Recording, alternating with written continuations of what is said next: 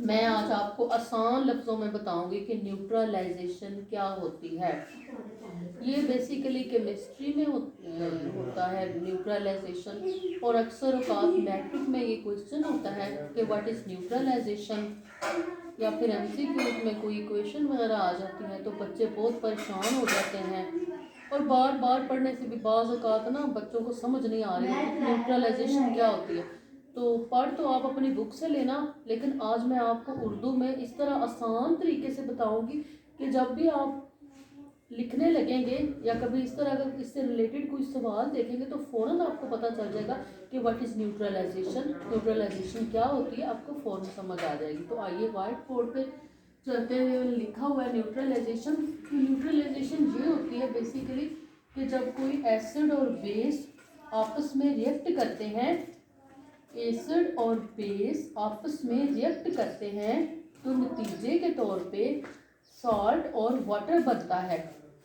तो इस प्रोसेस को कहते हैं neutralization. Neutralization is a chemical process in which acid and base react to form water and salt। इसमें ये होता है कि सॉल्ट और वाटर बनता है, एसिड और बेस मिलकर एक दूसरे की जो प्रॉपर्टीज होती हैं उनको डिस्ट्रॉय कर देते हैं, नतीजे के तौर पे पानी और नमक बन जाता है। यहाँ पे हम इसकी डेफिनेशन लिख देते हैं।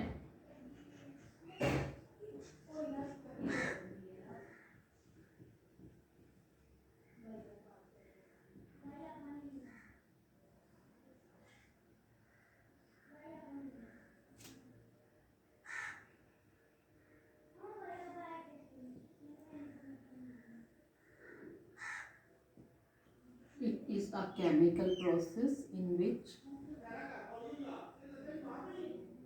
acid and base react to form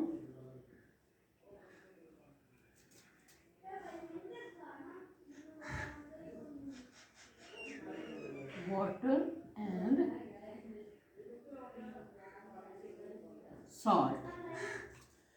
It is a chemical process in which acid and base react to form water and salt। अब इसकी मैं आपको एग्जांपल देती हूँ। यहाँ पे हम लिख लेते हैं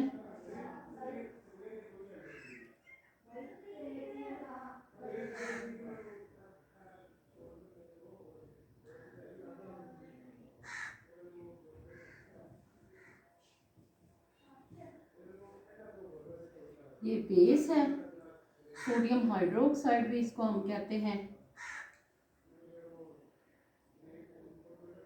और जहाँ पे हम कोई एसिड लिख लेते हैं।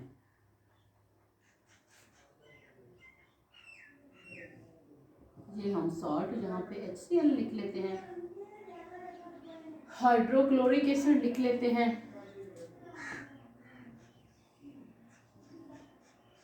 अब ये आपस में रिएक्ट करेंगे। ये जो सोडियम है, सोडियम हाइड्रोक्साइड का, ये इसके साथ रिएक्ट करेगा,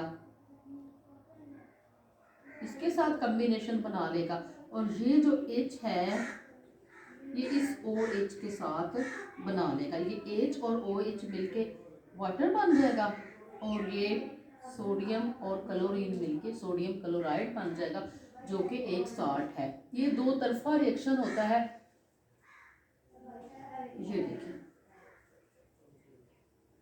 ये बन गया NaCl, जिसको हम सोडियम क्लोराइड कहते हैं। यहाँ पे मैं नीचे लिख देती हूँ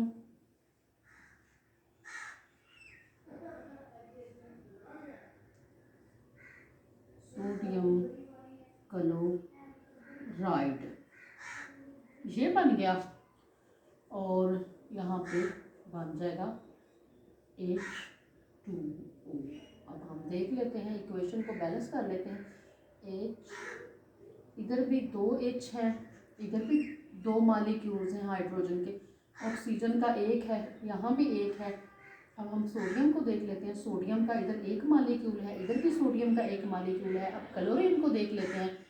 क्लोरीन का इधर एक मालिक्यूल है, इधर भी एक है। तो हमारी इक्वेशन जो है वो बैलेंस है।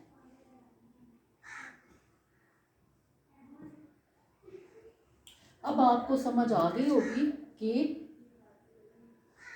एसिड और बेस आपस में रिएक्ट करते हैं तो नतीजे के तौर पे सॉल्ट और वाटर बनता है। इस प्रोसेस को हम न्यूट्रलाइजेशन कहते हैं। अगर इसको रिवर्स किया जाए प्रोसेस को, तो ये वाटर और सॉल्ट आपस में रिएक्ट करते हैं जब, तो फिर ये उलट हो जाए तो इसको फिर हम हाइड्रोलाइसिस कहते हैं। अगर वाटर और सॉल्ट आपस में रिएक्ट करें और एसिड और बेस बना दें तो इसको हम फिर कहते हैं हाइड्रोलाइसिस। यहाँ पे इनके भी मैं नाम लिख देती हूँ।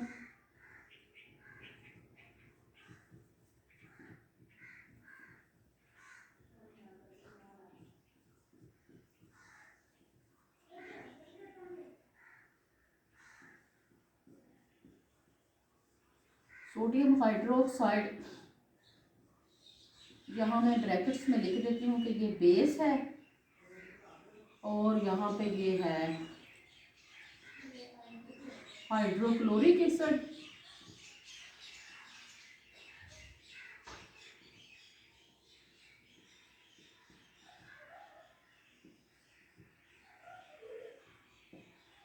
ये इसके नीचे हम लिख देते हैं कि ये एसिड है। यहाँ पे बस ये हमारी इक्वेशन बैलेंस है। मुझे उम्मीद है कि आपको समझ आ गई होगी कि जब एसिड और बेस आपस में रिएक्ट करते हैं तो एक दूसरे की प्रॉपर्टीज़ को डिस्ट्रॉय कर देते हैं। नतीजे के तौर पे सॉल्ट और वाटर बनता है। इस प्रोसेस को हम न्यूट्रलाइजेशन कहते हैं। इस प्रोसेस को हम अगर रिवर्स करें